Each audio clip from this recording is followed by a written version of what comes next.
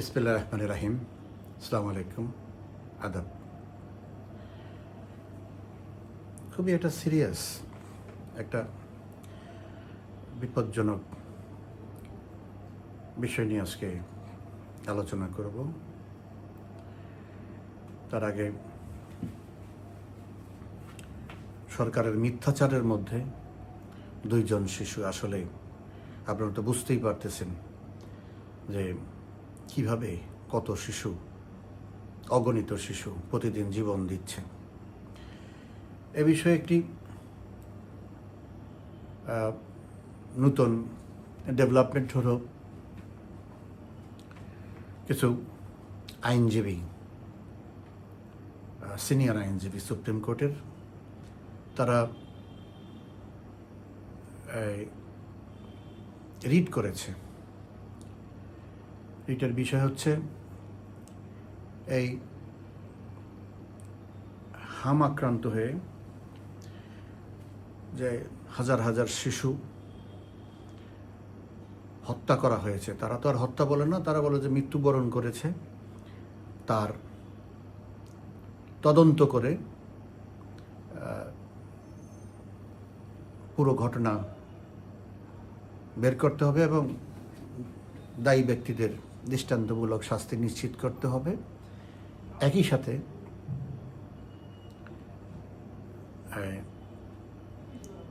Devil Yunus ও তার উপদেষ্টা পরিষদের সকল সদস্যের বিদেশ যাওয়ায় নিষেধাজ্ঞা চেয়েছে এই রিটে, দুইটি দিক।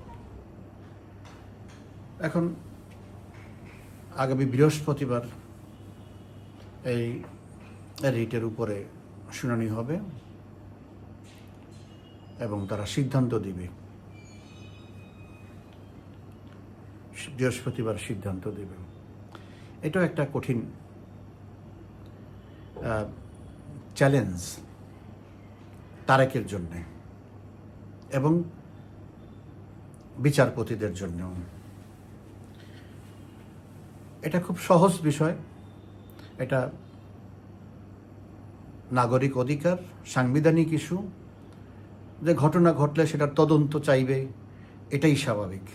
এবং সেটা যদি আমরা আদালতে গিয়ে যদি কেউ বলে যে আমরা এটা তদন্ত চাই, খুব স্বাভাবিকভাবেই সেটা তদন্ত করার সেই নির্দেশ আদালত স্বাভাবিকভাবেই দিতে পারে, দিবে, দেওয়ার কথা। আর ইনুস এবং তার পরিষদের সদস্যদেরকে বিদেশে যাওয়ার নিষেধাজ্ঞা দেওয়াটা, এটা একটা বড় সিদ্ধান্ত। এটা এইরকম সিদ্ধান্ত নিতে গেলে এটাও আইনানুগভাবে সিদ্ধ এবং আইনের মধ্যেই পড়ে, এমন না যে না বেআইনি কিছু। যারা দায়িত্বে ছিল, তদন্ত তো তাদের বিরুদ্ধে হবে, তারা যেন না যেতে পারে বিদেশে তদন্ত শেষ না হওয়া পর্যন্ত। তো সেটা তো খুবই স্বাভাবিক একটা ইস্যু। কিন্তু এই পার্টটায় সিদ্ধান্ত দেওয়া অত্যন্ত সাহসিকতার বিষয় এইরকম একটা পরিস্থিতিতে। একই সাথে সরকার যে আদালত যে সিদ্ধান্ত দিবে সরকারকে যে এদেরকে নিয়ে তদন্ত কমিটি করে সেই তদন্তের রিপোর্ট আদালতে দাখিল করা হোক, এইটাও একটা বিরাট সাহসিক না, এটা সাধারণ বিষয়। কিন্তু এখানে দুইটা বিষয়। একটা হলো যে এই পার্টে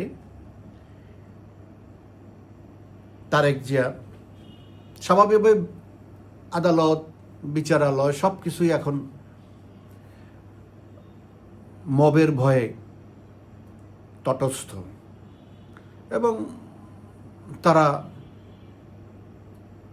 স্বাধীনভাবে কোনো বিচার কার্য, অন্তত রাজনৈতিক সংশ্লিষ্টতার বিচার কার্য তারা করতে পারে না। তো সেই ক্ষেত্রে সরকারের হস্তক্ষেপ এখানে হবে কি হবে না? সরকারের হস্তক্ষেপ যদি না হয়, তাইলে তদন্ত কমিটি আসবে, নির্দেশ আসবে এবং বিচারপতিরা নিষেধাজ্ঞাও দিতে পারেন।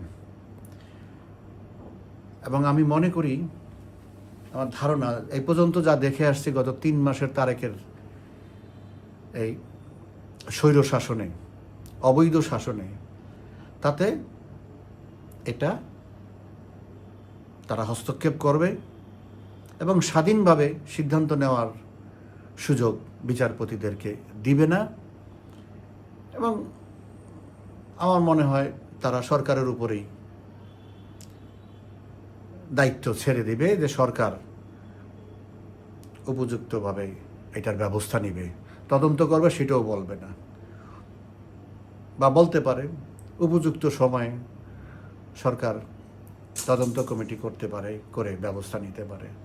মানে এমন একটা সিদ্ধান্ত দিবে যেটা সরকারের উপরে কোনো কম্পালশন না হয়, যে সরকার এটা করতে বাধ্য, বা সেটা নিয়ন্ত্রণটা আদালতের কাছে, যে তদন্ত কমিটি এদেরকে নিয়ে করো এবং সেই তদন্ত রিপোর্ট আমাদেরকে দাও। এটা হলো একদম নিরপেক্ষভাবে যদি কোনো সিদ্ধান্ত দেয় তাহলে এই সিদ্ধান্তটা আসবে।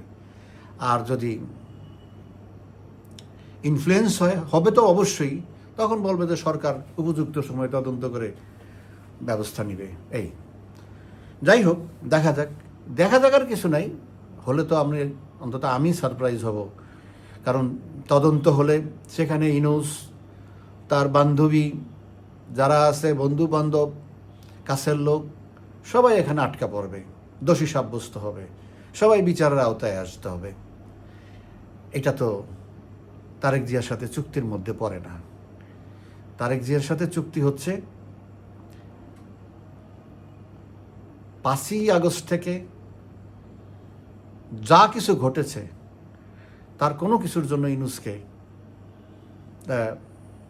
আটকানো যাবে না, তাকে যেন কোনো রকমের কোনো হয়রানি না করা হয় সেই নিশ্চয়তা দেওয়া হয়েছে। তো সেই নিশ্চয়তা থাকলে, যার জন্যই ইনুস এখনও দেশে আছে, যদি সেটা না পেত তাহলে ইনুস ক্ষমতা দেওয়ার সাথে সাথেই চলে যেত দেশ থেকে। যেহেতু সে এখনও আছে দেশে, এখনও তার গ্রামীণ ব্যাংকে বসে, ইনুস সেন্টারে বসে কলকাঠি নাড়তেছে, তার মতো করে সে তার সাম্রাজ্য গড়েছে, সেগুলো দেখভাল করতেছে। তো সেটা হলো তার সাথে চুক্তির বহিঃপ্রকাশ। যাই হোক, যে বিষয়টা নিয়ে মূলত আলোচনা সেটা হচ্ছে যে আমরা একটা বড় ধরনের, আমরা বলতে বাংলাদেশ রাষ্ট্র হিসাবে বড় ধরনের একটা ঝুঁকির মধ্যে পড়ে গেছি। এবং এই ঝুঁকিটা হলো মহাবিপদের ঝুঁকি। দেখেন, 5ই আগস্টটা তো হলো দখলদারিত্ব কায়েম করার একটি মিশন, কিন্তু এখানে বিভিন্ন স্টেক হোল্ডার ছিল, প্রত্যেকেরই নিজস্ব কিছু এজেন্ডা ছিল। কিন্তু প্রত্যেক গ্রুপের, প্রত্যেক গোষ্ঠীর, প্রত্যেকের সামনে একজনই বাধা, সেটা হলো শেখ হাসিনা। এটা হলো কমন ব্যারিয়ার, কমন অবস্ট্যাকল, যে উনি থাকলে কারোরই কোনো আশা পূর্ণ হবে না, কারোই কোনো লক্ষ্য অর্জিত হবে না। সো অনেকে যার যার এজেন্ডাগুলো এমনভাবে গোপন করেছে, কিন্তু অপারেশনটাকে, ষড়যন্ত্রটাকে শক্তিশালী করার জন্য, ষড়যন্ত্রটাকে সফল করার জন্য অনেকের এজেন্ডা এক্সপোজ করে নাই, বলে নাই, প্রকাশ করে নাই। দেখা গেছে যে মোরলেস সবাই একটা কমন গ্রাউন্ডে চলে আসে, হ্যাঁ এইটা গেলেই আমরা মোটামুটি মুক্ত, আমরা এটা সেটা, কিন্তু কার কি এজেন্ডা, কার মাথায় কোন প্ল্যান, এটা যার যার জায়গায় সে থেকে গোপন রেখেছে। এখন 5 তারিখের পরে আর 8 তারিখের পরে একে একে এবং 25শে ডিসেম্বরের পরে বেরিয়ে আসতেছে কার মনে কি ছিল। এবং দেশে এবং বিদেশে আমেরিকার মনে একটা ছিল, পাকিস্তানের মনে একটা ছিল, ইউনূসের মনে আরেকটা ছিল, তারেকের মনে আরেকটা ছিল, জামাতের মনে আরেকটা ছিল, ওয়াকারের মনে আরেকটা ছিল। এইভাবে তাদের যার যার মতো করে তারা 5ই আগস্টের পরে আস্তে আস্তে আস্তে যার যার সময় সুযোগ মতো তারা তার এই এজেন্ডা সামনে নিয়ে আসতেছে। সেখানে দেশের কার কি এজেন্ডা সেটা তো মোটামুটি দেশের মানুষ বা আপনারা যারা মোটামুটি খোঁজখবর রাখেন, আমার এখানে অনেকেই আমি দেখি যে যারা কমেন্ট করে বেশ মোটামুটি খোঁজখবর রাখে, কোথায় কি হচ্ছে না হচ্ছে তাদের মন্তব্যই বোঝা যায়। ভুল শুদ্ধ যাই হোক, অ্যাটলিস্ট তারা ডানে বায়ে চোখ রাখে, সামনে পিছনে চোখ রাখে। গুড। এখন কথা হচ্ছে আমেরিকার কি উদ্দেশ্য তার কিঞ্চিত সামনে আসছে। এখন সামনে যা আসছে সেটা হচ্ছে মনে করা হচ্ছে যে আমেরিকা এখানে তার অর্থনৈতিক এবং সামরিক, মোট কথা ভূ রাজনৈতিক স্বার্থ উদ্ধার করার জন্যে এবং তার কর্তৃত্ব এখানে প্রতিষ্ঠা করার জন্যই শেখ হাসিনাকে ক্ষমতাচ্যুত করা হয়েছে। এখানে প্ল্যান উইদিন দি প্ল্যান একটা কথা আছে। এখানে মাস্টার প্ল্যানের মধ্যেও আবার অনেকের হিডেন এজেন্ডা, যেমন পাকিস্তান এখানে বিকল্প একটা পরিকল্পনা অনেক আগের থেকেই করে আসতেছে। কখনো সুযোগ পায়, আবার হাতছাড়া হয়, কিন্তু এবার তারা বেশ শক্ত। যেমন 75-এর 15ই আগস্টে বঙ্গবন্ধুকে হত্যা করার পিছনে যেমন আমেরিকা তেমন পাকিস্তানের গ্রাউন্ড লেভেলে পাকিস্তানের কাজটা এইবারের মতো তখনও একইভাবে কাজটা তারা পার্টিসিপেট করেছে, সম্পূর্ণ করেছে। কিন্তু আলটিমেটলি একটা সময় লাগছে। যেমন জেনারেল জিয়ার হত্যাকাণ্ডের পরে বা মৃত্যুর পরে জিনিসটা আবার হাতছাড়া হয়ে গেছে। সেটা তো প্রায় 5.5 বছর 6 বছর সময় লেগেছে। এখন পাকিস্তান একই পর্যায়ে আবার নতুন করে পিছনের সেই ব্যর্থতা, পিছনের সেই সফলতা এগুলোকে সামনে এনে রিভিউ করে তারপরে তারা নতুন করে পরিকল্পনা সাজিয়েছে এবং সেইভাবেই তারা 5ই আগস্টের পরে 8ই আগস্টের পরে ইউনূসকে বসিয়ে তারপরে তারা আস্তে আস্তে আস্তে করে সামনে এগিয়ে গেছে। মূলত উদ্দেশ্যটা কি? উদ্দেশ্যটা হচ্ছে বাংলাদেশকে পুরোপুরি তাদের নিয়ন্ত্রণে নিয়ে যাবে। তারা এখানে পাকিস্তানের ফ্ল্যাগ লাগাবে না বা পাকিস্তানের লোকজন এখানে এসে ওরকম না, কিন্তু এখানে তাদের লোকরাই, তাদের যারা আছে, এই যে ওয়াকার, অমুক সমুক, তারেক, এই জামাত যারা আছে বা তাদের পক্ষের লোকজন, তাদেরকে দিয়েই তারা এখানে কাজ করবে, তাদের পরামর্শে, তাদের নির্দেশনায়, তাদের লজিস্টিক সাপোর্ট, সব কিছু দিয়ে, সব কিছু মিলিয়ে নাম বাংলাদেশ কিন্তু কাজ পাকিস্তান। এই জিনিসটা তারা মোটামুটি করার জন্যে সদর দরজায় উপস্থিত হয়েছে। আপনারা কিছুদিন আগে দেখেছেন যে পাকিস্তানের স্বরাষ্ট্রমন্ত্রী এসেছে। আমি আগের যে কারা আসছে, কি করছে, সেনাবাহিনীর লোকজন অমুক সমুক আসতেছে যাচ্ছে, আমাদের সেনাবাহিনীর সিনিয়র অফিসাররা সেখানে যাচ্ছে, পুরো একটা দহরম মহরম। এদের সাথে যে আমাদের 71 সালে যুদ্ধ হয়েছে, এরা যে আমাদের 30 লক্ষ লোক মানুষ মেরে ফেলছে, আমাদেরকে মা বোনদের নির্যাতন করেছে, দেশটাকে ধ্বংস করে একদম বিরান ভূমি বানিয়ে দিয়েছে, এরা যে 23 বছর আমাদেরকে শোষণ করেছে, তোষণ করেছে। এখনকার যেই মেলামেশা, এতে দেখলে সেটা মনে হয় না যে পিছনে যে এরা যে এই কাজ করেছে আমাদের সাথে, এখনকার অবস্থা দেখলে। আর আমাদের লোকজন যারা বাংলাদেশ পার্টি তাদের যারা সঙ্গী সাথী, এই তারেক, এই শফিক, ওয়াকার বা অন্যান্য যারা আছে, তাদের মানে আচরণ দেখলে আর তাদের আচরণ দেখলে মনেই হয় না যে এই দেশ পাকিস্তানের বিরুদ্ধে যুদ্ধ করে স্বাধীন হয়েছে, বা পাকিস্তান এই দেশের উপরে এত অত্যাচার, নির্যাতন, এত খুন খারাপি, এত রক্ত ঝরিয়েছে। কিন্তু পরিস্থিতি দেখলে মনে হয় ঘটনা ৭১ যুদ্ধ পাকিস্তান করেছে, ইন্ডিয়া করেছে। ৩০ লক্ষ মানুষ ইন্ডিয়া মেরেছে, মা বোনদের ইজ্জত ইন্ডিয়া নষ্ট করেছে। ২৩ বছর ইন্ডিয়া এই দেশটাকে শোষণ করেছে। মানে পাকিস্তান যা করেছে গত ২৩ বছর পর্যন্ত, ৭১ সাল পর্যন্ত, ৪৭-এর পর থেকে ৭১ সাল পর্যন্ত, ওই ঘটনাটা মনে হয় ইন্ডিয়া করেছে, এরকম একটি ভাব আমাদের কিছু লোকজনের মধ্যে আর পাকিস্তানিদের মধ্যে। ওই প্রেক্ষাপটে তারা এখন এগিয়ে যাচ্ছে একটা পাকিস্তান বানানোর প্রকল্প নিয়ে, এবং খুব স্বাভাবিকভাবে পাকিস্তানের সাথে চীনের একটা সম্পর্ক, দীর্ঘদিনের সম্পর্ক। চীন অতটা অ্যাগ্রেসিভ না হলেও একটা মৌন সমর্থন, অন্তত এই এই এই জঙ্গি তো তারাও পছন্দ করে না, কিন্তু জঙ্গি তারা দমনও করতে বলে না। পাকিস্তানে তো জঙ্গিবাদের উৎপত্তি বা একটা মানে এপিসেন্টার, যেখানে একদম কেন্দ্র পাকিস্তান। তো চীন তো সেটা নিয়ে কোনো সময় বাধা দেয়নি। চীন তো এই পলিসি করে না। চীন হলো যে আমি টাকা দেবো, তুমি আমার টাকা ফেরত দিবা, আমি টাকা দেবো, তুমি আমার লাভ দিবা, তুমি এটা ফেরত দিবা, বাস শেষ।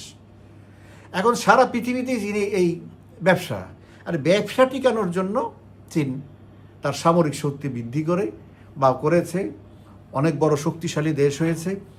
তাদের এই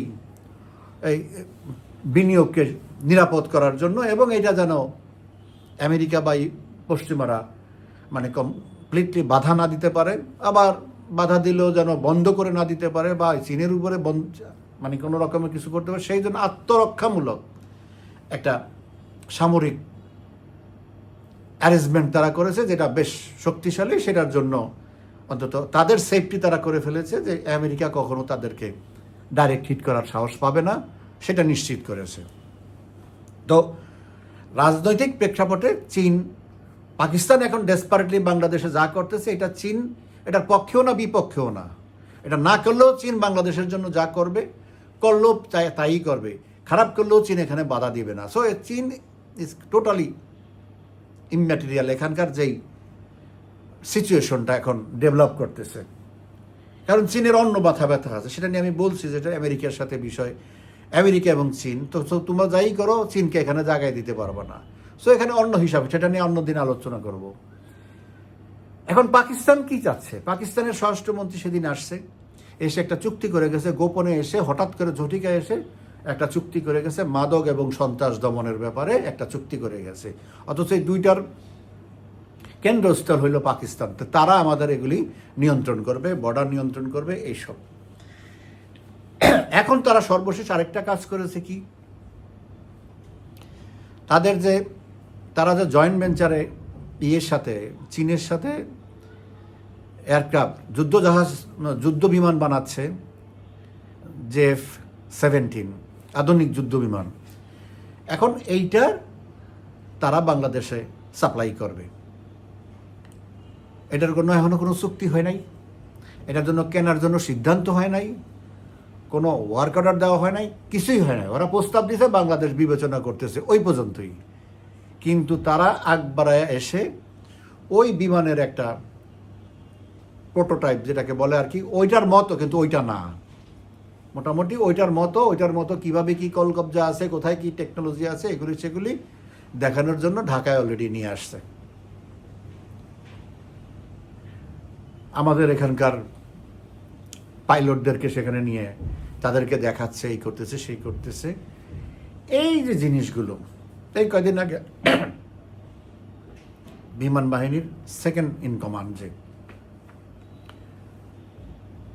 আওরঙ্গ আহমেদ নাকি এরকম একটি নাম, এয়ার ভাইস মার্শাল, গোপনে আসছে, কোনো নিউজ নাই, গোপনে আসছে, গোপনে চলে গেছে।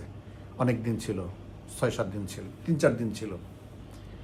অথচ এই বিমান বাহিনীর মধ্যে কিছুদিন আগে টিটিপির তেহরিকে তালিবান পাকিস্তান তার লোকজন ধরা পড়ছে, তাদেরকে গ্রেপ্তার করা হয়েছে, এই করছে সেই করছে। এখন ধরা পড়ে গেছে, সেটা তো সামনে আসতে হবে সেই, কিন্তু লোক তো এখনো বড়। আমি সেদিনও আলোচনায় বলছি, সব বাহিনীর মধ্যেই এই জঙ্গিদের মানে অভয়ারণ্য করে ফেলছে, ফ্রি অ্যাক্সেস করে ফেলেছে। তো এখন তারা কি করতেছে?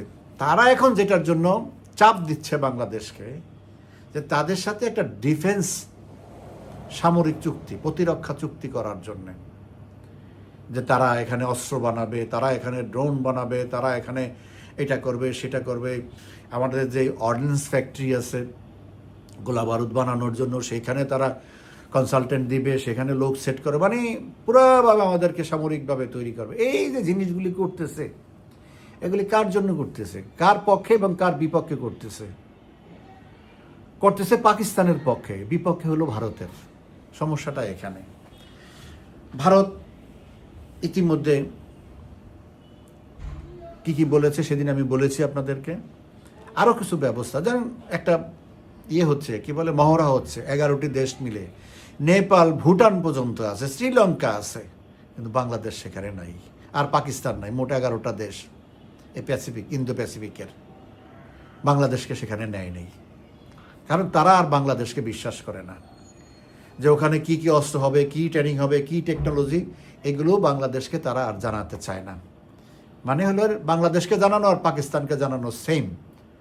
সো পাকিস্তানকে যেখানে তারা অ্যাক্সেস দিবে না, এখন আর বাংলাদেশকেও তারা সেখানে আর অ্যাক্সেস দিবে না।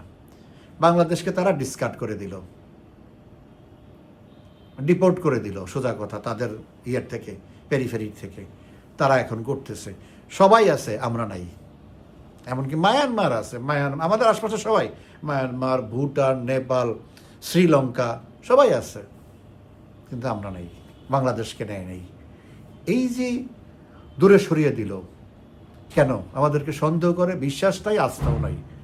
আর মানে কি, আমরা এখন শত্রুপক্ষে চলে গেছি ভারতের? তাহলে ভারত যদি আমাদেরকে শত্রু মনে করে, আমাদেরকে না, আমাদের জমিনকে, আমাদের অ্যাডমিনিস্ট্রেশনকে, যদি তারা পাকিস্তানকে যেই দৃষ্টিতে দেখে সেই একই দৃষ্টিতে দেখে, তাহলে আমাদের বিপদটা কোথায়? যে কোনো সময় তারা এখানে আঘাত করবে। এবং আমার কাছে ভয় লাগতেছে একটা জিনিস, যেইভাবে পাকিস্তান তো আসলে কি চাচ্ছে, পাকিস্তান চাচ্ছে যে আমরা শেষ হয়ে যাই, আমরা পঙ্গু হয়ে যাই, আমরা যেন আমাদের হাত পা সব ভেঙে দিবে, আমরা যে এত উপরে উঠে গেলাম। পাকিস্তান এখন আমাদেরকে দেখতে হলে চশমা দিয়ে দেখতে হয়, হাই পাওয়ার চশমা, বায়োনিকুলার দিয়ে দেখতে হয় যে আমরা কত দূরে চলে গেছি তাদের দিকে, অর্থনৈতিকভাবে,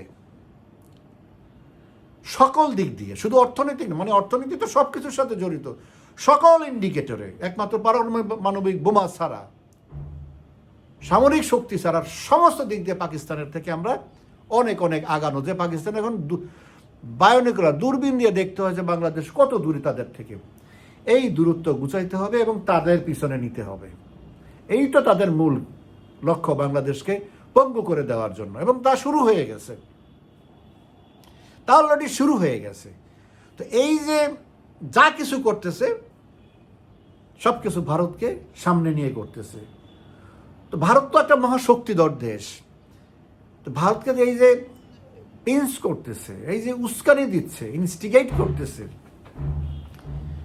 প্রভোগ করতেছে, এইটার তো একটা আউটকাম আছে। এই আউটকামটা তো ডেঞ্জারাস অবস্থায় যেতে পারে। এবং সেটা নিয়ে আমি মুখে বলতে চাই না, আপনারাই অনুমান করে নিবেন যে ভারত যদি এখানে এটা বন্ধ করতে যায়, তাহলে কিভাবে বন্ধ করা যায়, করতে পারে। এইসব তো বন্ধ করবেই ভারত। এটা তো একটা সার্টেন পর্যায়ে গিয়ে ভারত এখানে হস্তক্ষেপ করবেই। আর সেই হস্তক্ষেপটা হবে এটাকে ভ্যানিশ করে দেওয়ার জন্য। এই যে যত পরিকল্পনা আছে, এটাকে ভ্যানিশ করার জন্য তারা হস্তক্ষেপ করবে। কোনো খোসাখাসি এগুলি এইসব করতে যাবে না।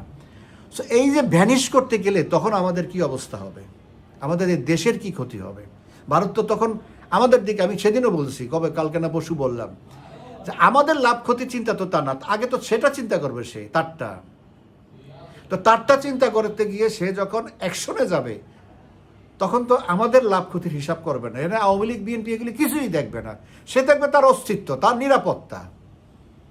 কোনো অবস্থাতেই সে তার পেটের মধ্যে পাকিস্তানকে সে অ্যালাউ করবে না। আর পাকিস্তানের উদ্দেশ্য হইল সে এখানে এমন একটা উদ্বেগ সৃষ্টি করবে, এমন একটা ঝামেলা সৃষ্টি করবে, ভারতকে বাধ্য করবে এখানে অ্যাকশন নেওয়ার জন্য। ওইটাই তার ইচ্ছা। তো ভারত তো অ্যাকশন শুধু মিলিটারি অ্যাকশন না, এখানে ইকোনমিক অ্যাকশন আছে, পলিটিক্যাল অ্যাকশন আছে। এই সবগুলো অ্যাকশন সে নিতে যাবে। নিতে গেলে তখন আমাদের কি হবে? তখন আমাদের একটা স্বাধীন সার্বভৌম দেশ, একসময় ভারত আমাদেরকে সেটা সহযোগিতা করেছে। সেই ভারত যদি আমাদের সেই হস্তক্ষেপ করে এখন আমাদের বিপক্ষে, তাহলে তো আমাদের স্বাধীনতা, আমাদের সার্বভৌমত্ব আমরা লুজ করব। এটার পরিণতি তো আরো ভয়াবহ, যেটা আমি মুখে আনতে চাই না। সেই পর্যায়ে আমরা এখন চলে আসতেছি। এদের তো কোনো দেশপ্রেম নাই। এই যে তারেক বলেন, এই ইনুস তারেক, এই ডাক্তার শফিক মফিক, এই সমস্ত, এদের তো কোনো দেশপ্রেম, এটা তো বেসিক্যালি। আর তারেকের তো হইল কি, তার তো জন্ম পাকিস্তানে, সেখানে তার জন্ম, সেখানে একটু বড় হয়েছে, তারপরে 70 সালে সে বাংলাদেশে আসছে। তার 65-এ জন্ম, সে সেখান থেকে 5 বছর পরে বাংলাদেশে আসছে। তো প্রত্যেকটা মানুষের জন্মস্থান নিয়ে একটা মায়া মমতা থাকে, একটা টান থাকে জন্মভূমির প্রতি। তো তারেকের সেইটা যেমন আছে, সেম টাইম তার পলিটিক্যাল, সে দেখতেছে এখন যে পাকিস্তান বা এই যা একটা অ্যালায়েন্স হয়েছে, এটার মধ্যে থেকে বাংলাদেশ ধ্বংস হোক, যা হোক, আমি যতদিন ক্ষমতায় থাকতে পারি, এইটাই তার স্বার্থ। তারপরে তার হিসাব হলো যে আমাকে চুক্তি করে এনেছে, আবার চুক্তি করে আমার ফিরত লন্ডন নিয়ে যাবে। এটি তো চুক্তি। যদি কোনো বিপদ দেখে সে যেন ঝামেলায় না পড়ে, সেই নিশ্চয়তা নিয়ে সে আসছে যে আমাকে নিরাপদ আবার লন্ডন পৌঁছাই দিতে হবে। তো তার তো হিসাব ওইটা যে যতক্ষণ পর্যন্ত আমি তাদের সাথে থাকবো, ততক্ষণ পর্যন্ত আমি ক্ষমতায়, যতক্ষণ তাদের সাথে থেকেও যদি আমি কোনো উপকারে না আসি, তখন আমাকে তো ফেলে দিবে। তো ফেলে দেওয়ার জন্য সেটা জানে, তো তাকে যখন ফেরত পাঠাবে ওখানে, সেটা পাঠতে পারবে কি পারবে না, সেটা করবে কি করবে না, সেটা হলো পরিস্থিতির উপরে নির্ভর করে। এইটাই তো চুক্তি। আর সে সেই জন্যই কাজ করে যাচ্ছে, যার জন্যই পাকিস্তানের মতো একটা ক্যান্সারকে সে এখন এখানে ঢুকিয়ে তাকে সর্বকিছু করার জন্য সহযোগিতা দিতেছে আমাদের পুরা প্রশাসন, সামরিক বেসামরিক সব প্রশাসনকে বাধ্য করা হচ্ছে এই কাজটা করার জন্য। তো এই কাজটা করতে গিয়ে যে ক্ষতিটা আমাদের হচ্ছে, এবং এখনই না থামলে যে ক্ষতিটা হবে, এটা অপূরণীয় ক্ষতি। এবং এই ক্ষতির আমি এই মুহূর্তে আর মুখে আনতে চাই না, আর একটু দেখি কি হয়, আরো কয়েকদিন, কিছুদিন, তারপরে আর কি। মানে মূল কথা হলো যে বাংলাদেশ থাকবে কি থাকবে না, এরকম একটা পরিস্থিতির সামনাসামনি মুখোমুখি আমরা এসে পৌঁছেছি। বাকিটা সামনের দিনে আরো পরিষ্কার হবে। ভালো থাকবেন, ধন্যবাদ।